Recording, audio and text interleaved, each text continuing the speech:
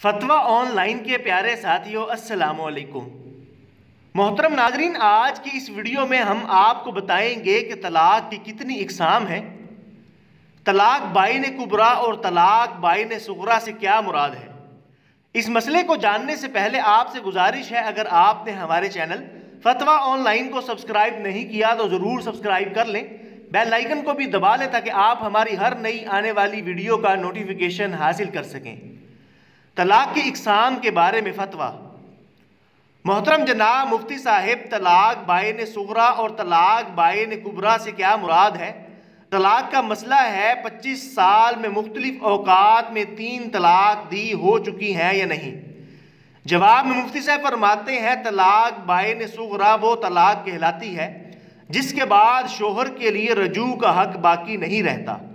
اگر اس کے بعد دونوں میاں بیوی ساتھ رہنا چاہیں تو اس کے لیے نئے سرے سے نئے حق مہر کے تقرر کے ساتھ دوبارہ نکاح کی ضرورت ہوتی ہے، اور یہ طلاق 4 صورتوں میں واقع ہو سکتی ہے۔ نمبر 1، مباشرت سے قبل طلاق دینے سے۔ نمبر 2، مال کے عوض طلاق دینے سے۔ نمبر 3، کنائی الفاظ کے ساتھ طلاق دینے سے۔ اور نمبر 4، میاں بیوی کے درمیان قاضی کی طرف سے فرقت و جدائی کرنے کی وجہ سے، جبکہ یہ فرقت وغیرہ جو ہے عدم انفاق کے علاوہ کسی اور سبب سے ہو۔